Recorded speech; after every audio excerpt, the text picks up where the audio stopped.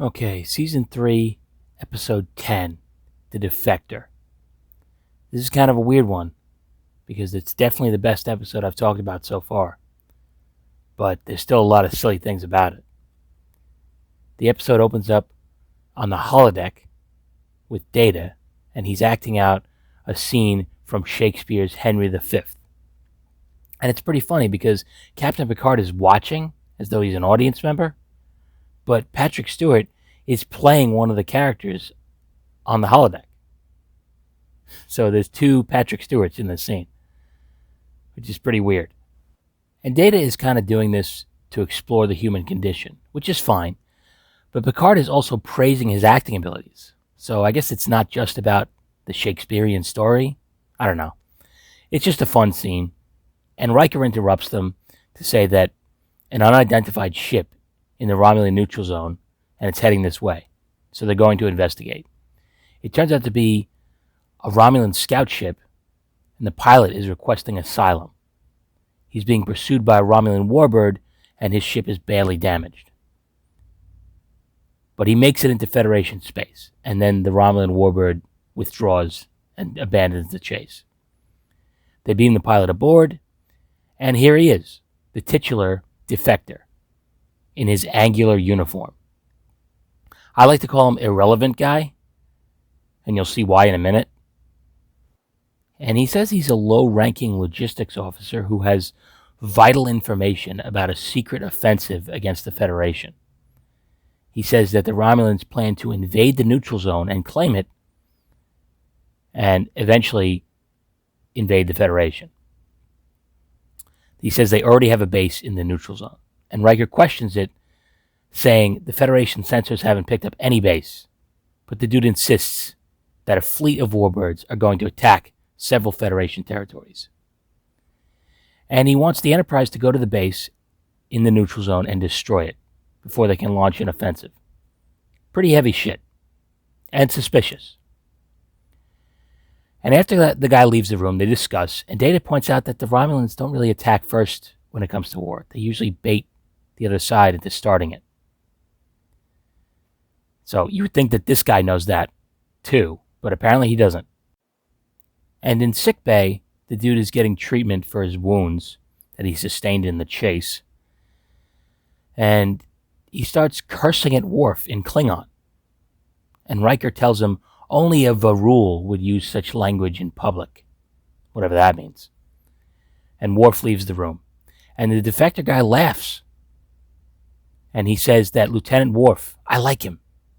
A warrior, proud, fearless. He's just the type that would get us all killed if we're not careful.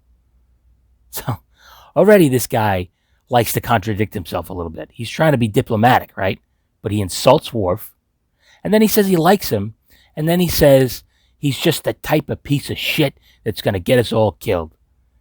Already, he's proving himself to be a bit of an asshole. And later, in his quarters, this dude takes out a weird-looking Rolade, and some scary music plays. And then they fade out for a commercial. Really spooky stuff, that Rolade. I'm sure it's going to come into play later. And Picard gets a message from Starfleet Command basically telling him that he has to figure this situation out on his own. So really helpful there. And an analysis from Geordi shows that the Romulan warbird could have caught this guy, but it slowed down every time it got close. So it looks like they didn't want to catch him. Very suspicious. I mean, I'm not even sure why they're entertaining this shit anymore. I mean, this is clearly some kind of trap, right? But they're going to give him another chance to explain himself. Riker and Troy sit down with him for an interview. Well, it's more of an interrogation than an interview, but they're asking a bunch of questions, legitimate questions. And I guess he's getting pissed off, because this is how he responds to every one of them.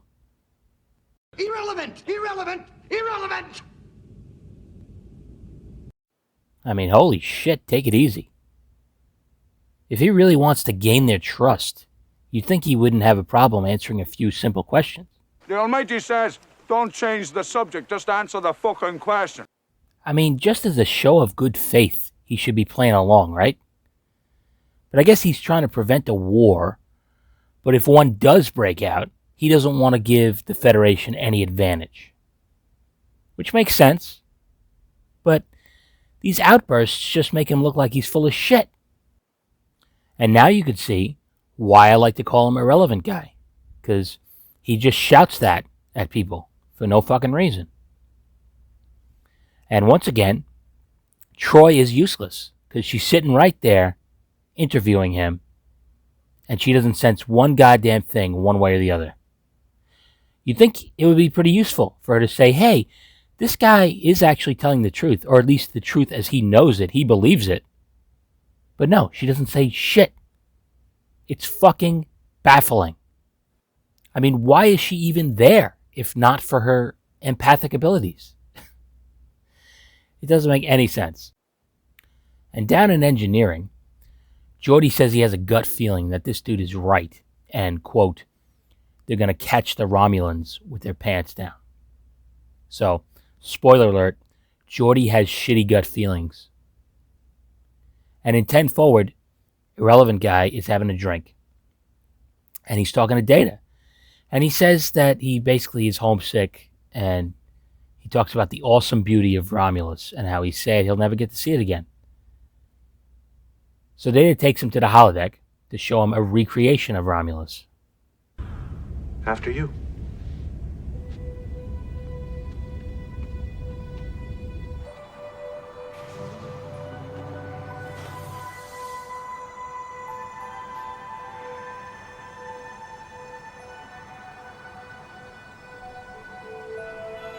The Valley of Chula.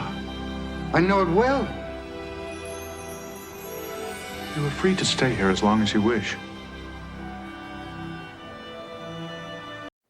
So this is the awesome beauty of Romulus? Really? The Valley of Chulak, or whatever the fuck he says? Looks like dog shit to me. I mean, it looks miserable.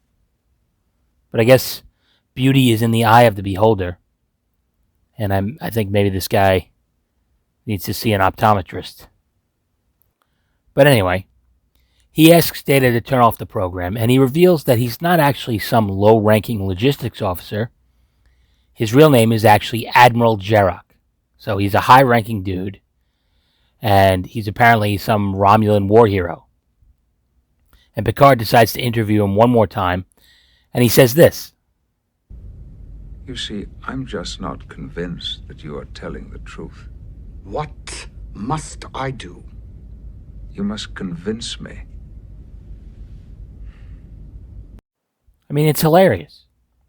Shouldn't this be kind of obvious? I mean, this guy travels all this way. He makes all these crazy claims. But he doesn't have any proof. And he doesn't seem to think he needs proof. He just wants people to take him at his word.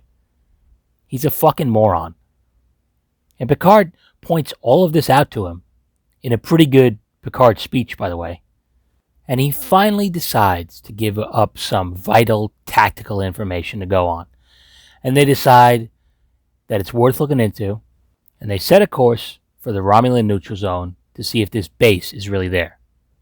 And it turns out there is no base. Big surprise. And for the first time, Irrelevant Guy begins to realize that all of this was a test of his loyalty. A test that he failed on a massive level. And some Romulan warbirds decloak, and Commander Tomalak shows up. And he's sort of a recurring Romulan bad guy in the show. And he says he's going to take the Enterprise captive. But apparently, Picard called in a favor with the Klingons. And some Klingon birds of prey decloak. And it's a stalemate. So everyone just goes home. No harm, no foul, apparently.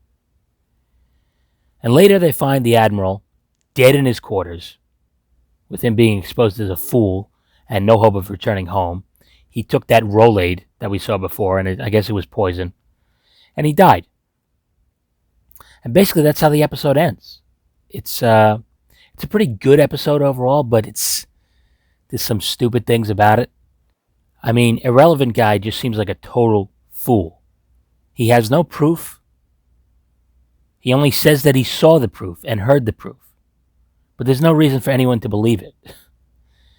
And it's also hard to believe the Romulan Empire would go through all this just to test this guy's loyalty. I mean, holy shit. Just demote him or fire him or kill him if you don't trust him. I mean, what would they do if the Federation believed this guy and decided not to investigate and just decided to arm for war and prepare for war? I mean, that seems like an awful risk just to test the loyalty of this one admiral, find out if he's a true company man. Risking a war just to find out if this guy is on the level. And he's also a pretty interesting actor. I've heard people praise him for his acting ability, and at times he's okay. But usually I just think he's hilarious. He's just so over the top. Like when he's screaming irrelevant at Riker. I mean, it's just so funny to me. But anyway, like I said, it's a good episode. There are some fun Shakespeare references in it, which tie into the opening scene with Data. And it's always cool to see shit with the Romulans. We don't get enough of it, I think, despite their horrendous square uniforms. And again, it's a shame that Troy is so fucking useless. I mean, she only has like 1 or 2 scenes in this whole episode. But she doesn't even mention whether or not she senses any deception or truth. Nothing. I know that Betazoids can't read Ferengi, but I don't think they have that problem with Romulans. It's just a shame. I want to like Troy, but I'm starting to wonder if she's not just lying about her empathic abilities, like some bullshit artist palm reader or something. I don't know. Anyway, that's all I got for now. Just remember, if an irrelevant guy wearing a square couch comes up to you and says a bad thing is going to happen, but he doesn't have any proof, maybe just tell him to fuck off. I get a feeling that it might save you some time.